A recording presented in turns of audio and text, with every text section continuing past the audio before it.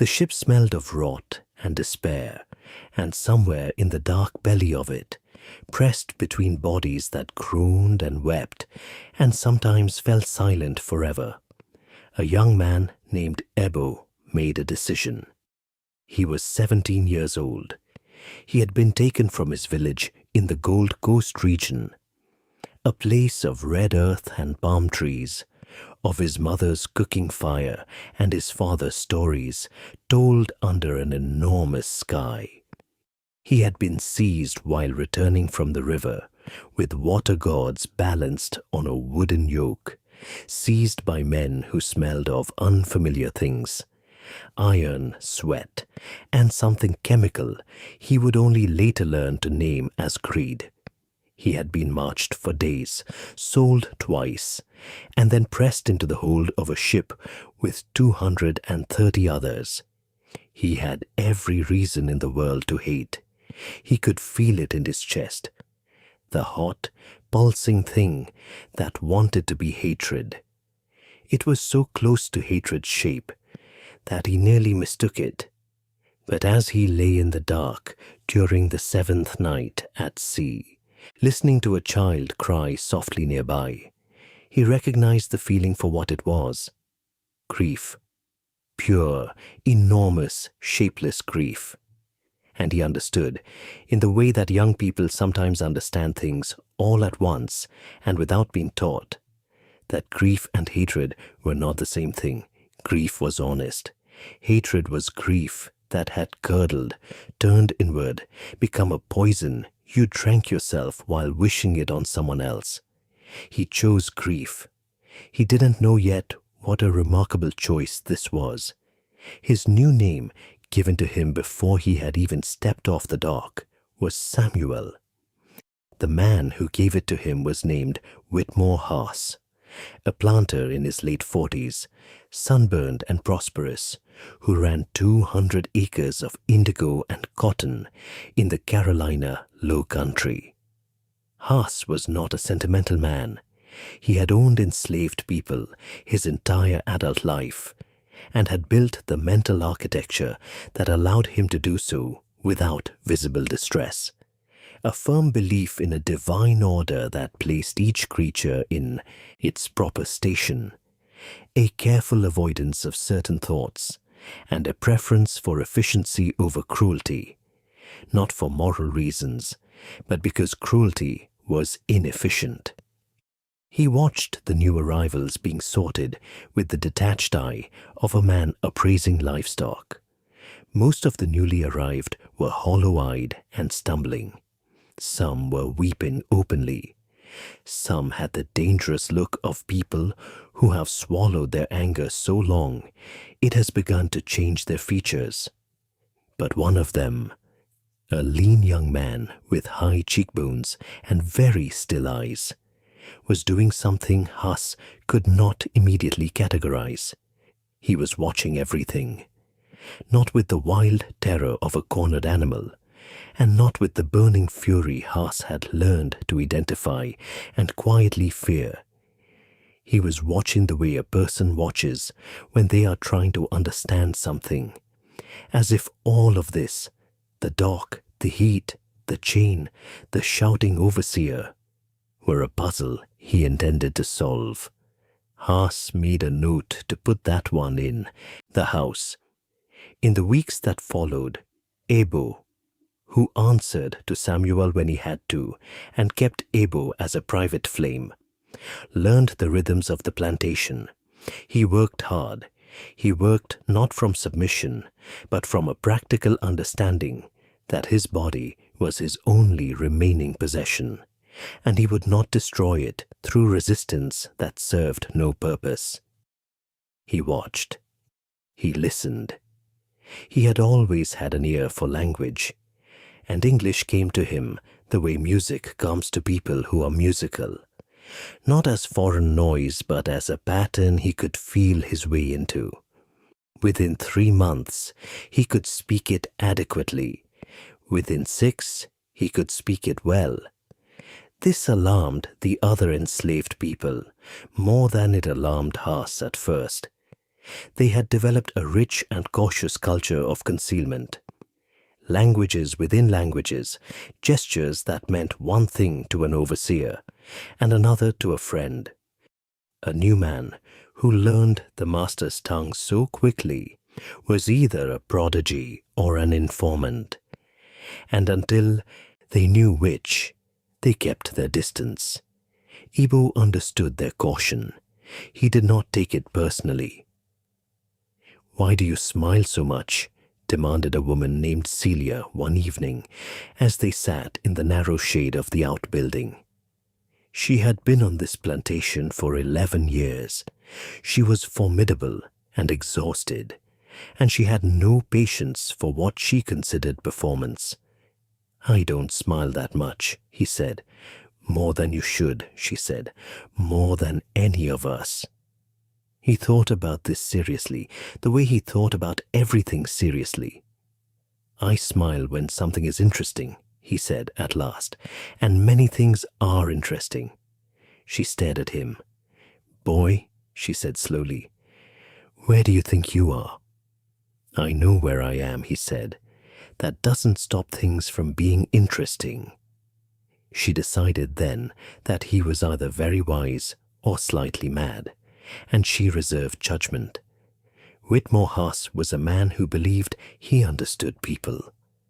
This was the great confidence of men in his position, that the power they held confirmed their perception. He had watched hundreds of enslaved people over the decades and believed he had developed a reliable taxonomy. Those who submitted out of fear, those who submitted while concealing rebellion, those who were simply broken, and those rare dangerous ones whose hatred was bright enough to see from across a field. Samuel. He did not know the man's real name, and it did not occur to him that there was one, confounded the taxonomy. The man was not afraid. Haas was certain of this. Fear had a particular quality, a particular way of organizing a person's face and movements, and Samuel did not have it, nor did he have the smoldering quality of concealed rage. He was attentive, capable, and, this was the word that kept returning to Haas, present.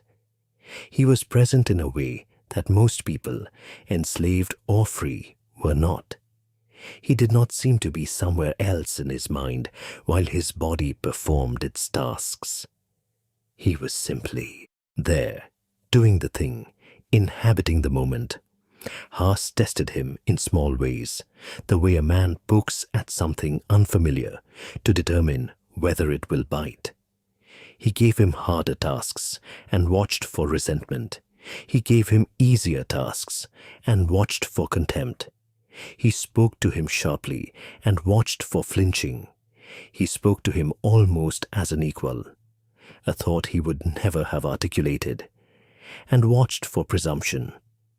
What he got in each case was the same calm attentiveness, the same quality of full presence. It made Haas deeply, wordlessly uncomfortable. One afternoon he came upon Samuel repairing a section of fence along the kitchen garden. It was delicate work. The old posts were half-rotted and needed to be replaced without disturbing the soil around the vegetable beds. Samuel was doing it with the focused care of a craftsman. "You've done this before," Haas said, without meaning to say anything at all. Samuel looked up. "My father made things," he said. "Wood, mostly. I watched him." It was the first time Samuel had mentioned anything about a life before. Haas felt the conversation tilt slightly, and did not know what to do with the tilt. "Where was your father?" he asked, and then immediately regretted asking, because it was the kind of question that had an answer he did not want. "Gone," said Samuel simply, and returned to the fence. Haas walked away. For the rest of the day, he had a feeling he could not name. A feeling like a door he had kept closed for years had been opened just a crack, And now there was a draft in the house. A great storm came in late October, the kind that rolled in off the Atlantic with a fury that flattened crops and tore roofs. Haas lost a third of his indigo harvest to flooding. 2 of the outbuildings sustained serious damage. The main house, solid and well built, held firm, but the cellar flooded and a wall cracked.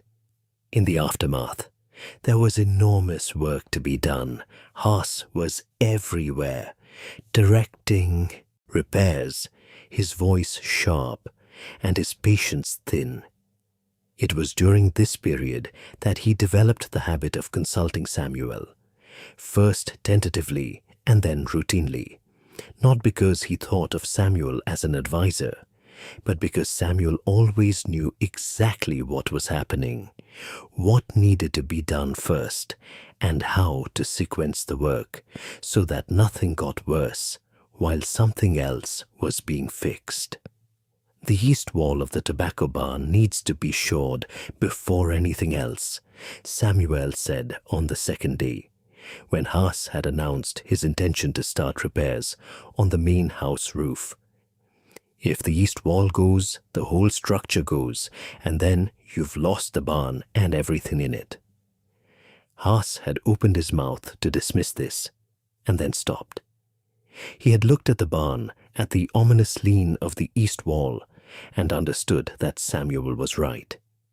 He sent the crew to the barn without explanation, as if it had been his own idea. Samuel said nothing about this. He simply went to work on the barn wall. This drove Haas to distraction. He had been ready for resentment, had in some part of himself almost wanted it, because resentment was legible, was something he knew how to respond to. But Samuel did not resent. He did not seem to feel the slight of having his advice taken and then claimed by the man who had taken it. He just worked. That night, Haas poured himself a glass of brandy and sat in his study for a long time, looking at nothing.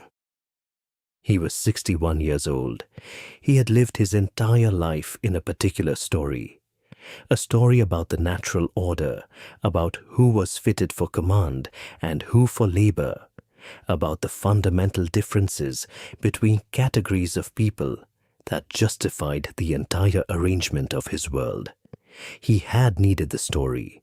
Without it, the arithmetic of his life didn't work.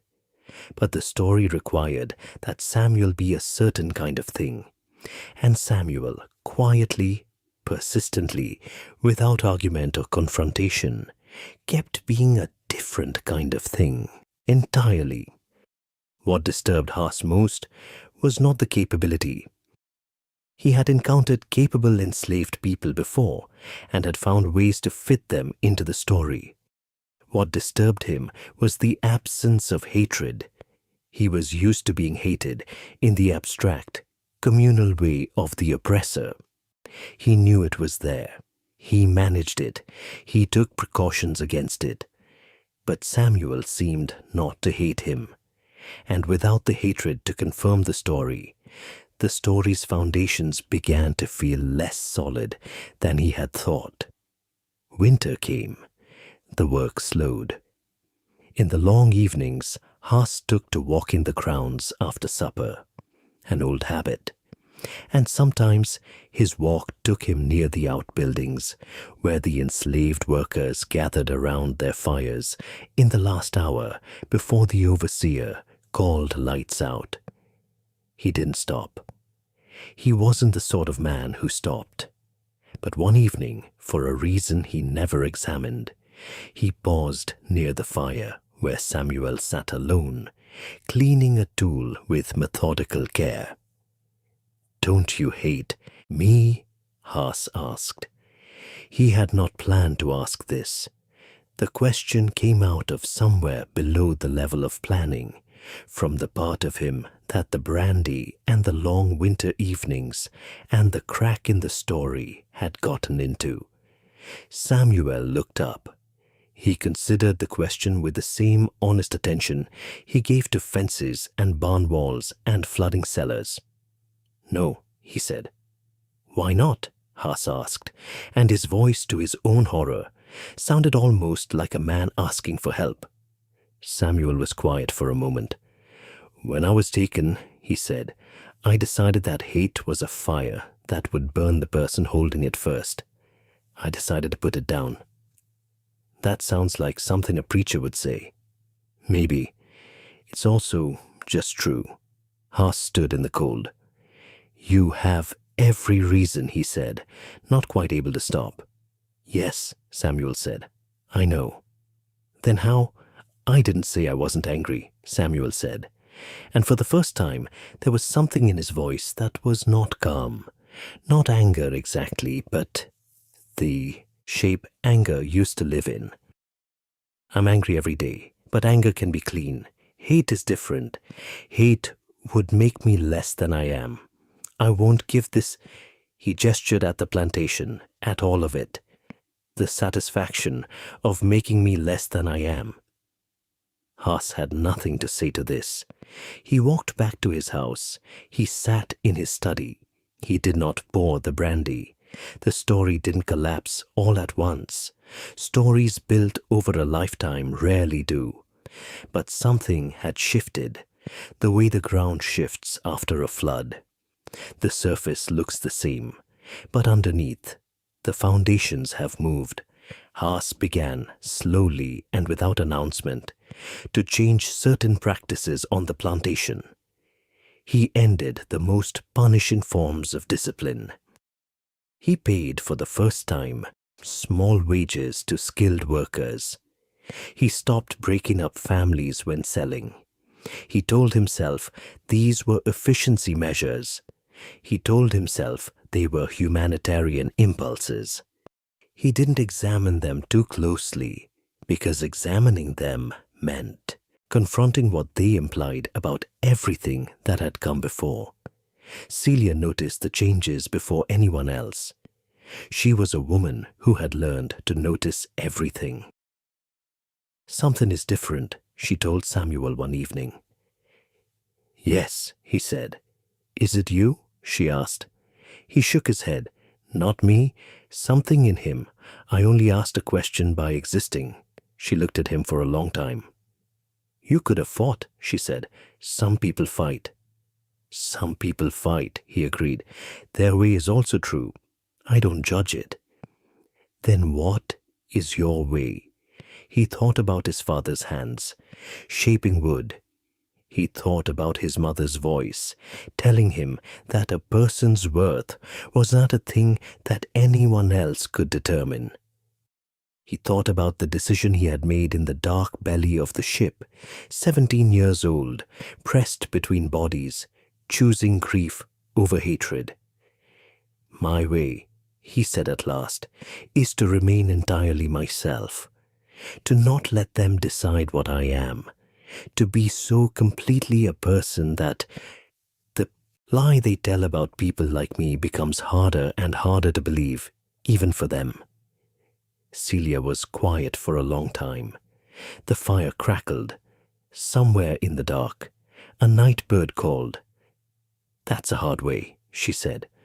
All the ways are hard, he said gently. She nodded slowly. It was not agreement exactly, but it was something. Ebo, Samuel, lived on that plantation for 11 more years. He did not get free quickly or easily or through a single dramatic act. Freedom came in pieces. A deed of manumission signed in 1787 by a man whose conscience had been quietly troubled to its core. A small plot of land, the right to his own name again. He used it. He went back to Ebo, not because he had been waiting to reclaim it, but because it was simply true. He became, in the years after, a craftsman of some reputation. Wood, mostly, as his father had taught him by example. He married, he had children. He told them stories about the Gold Coast, about red earth and palm trees, and an enormous sky, and also about the ship, and about the decision he had made in the dark. He did not tell them that hatred was wrong. He told them that hatred was a weight, and that they were already carrying enough. Whitmore Haas died in 1791. He freed, in his will, every enslaved person on his plantation, a document that shocked his neighbors and was contested by his surviving relatives for 3 years.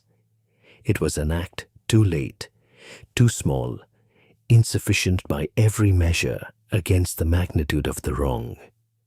Abo, when he heard about it, felt neither satisfaction nor absolution on Haas's behalf. The man had taken something irreplaceable, and no paperwork corrected that.